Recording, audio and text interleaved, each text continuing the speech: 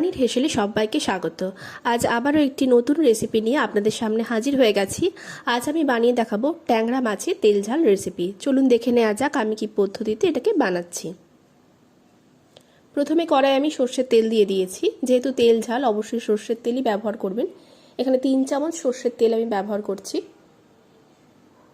আর ফোড়ন হিসেবে দিয়ে দিচ্ছি কালো জিরে। এই হাফ চামচ কালো জিরে নিয়েছি, এটাকে আমি কিছুক্ষণ তেলের সাথে নাড়াচাড়া করে নিলাম। এবার একে একে আমি এখানে মাছগুলোকে দিয়ে দেবো। আর মাছগুলোকে আগে থেকে আমি লবণ আর হলুদ মাখিয়ে 10 মিনিটের জন্য রেখে দিয়েছিলাম। এখানে প্রায় 10 পিস মতো ট্যাংরা মাছ আমি ব্যবহার করছি। মাছটাকে দিয়ে দিলাম আর এটা আমি 10 থেকে 12 সেকেন্ডের জন্য তেলের সাথে কিছুটা নাড়াচাড়া করে নেব। ট্যাংরা মাছ একদমই বেশিক্ষণ ভাজবেন না, তাহলে কিন্তু মাছটা শক্ত হয়ে যায়। কিছুক্ষণ নাড়াচাড়া করার পর এখানে একে একে আমি গুঁড়ো মশলা দিয়ে দিচ্ছি জিরে গুঁড়ো 1 চামচ, খুব সামান্য পরিমাণে হলুদ গুঁড়ো আর স্বাদ অনুযায়ী লবণ। এবার এই মশলাটাকে ভালো করে মিশিয়ে নেব।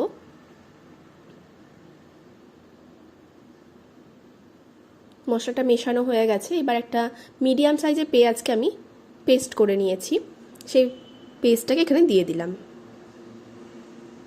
পেঁয়াজ বাটাটাকেও ভালো করে মিশিয়ে নিচ্ছি আর এটাকে বেশ কিছুক্ষণ ধরে আমি লো হিটে মেশাবো, যাতে সমস্ত মশলাটার যে কাঁচা গন্ধ সেটা চলে যায় আর মশলাটা ভালো করে কষেও যায়। এখানে কোনো লঙ্কা গুঁড়োর ব্যবহার করছি না। আর এখানে আমি এই জন্য কাঁচা লঙ্কা দিয়ে দিচ্ছি। এখানে 4টে মতো কাঁচা লঙ্কা দিচ্ছি। দেখুন ভালো মতো বেশ মশলাটা কষেছে, তেল ছেড়ে এসেছে। এই সময় এখানে আমি পরিমাণ মতো জল দিয়ে দেবো। আমি এখানে প্রায় 4 কাপ জল দিলাম, যেহেতু মাছটা সেদ্ধ হওয়ার ব্যাপার আছে। মাছটা তো খুব কড়া করে ভাজিনি, তাই জলটা দিয়ে আবারও বেশ কিছুক্ষণ ভালো করে মিশিয়ে নিলাম আর এটাকে 10 থেকে 12 সেকেন্ডের জন্য আমি এটাকে ফুটতে দেব।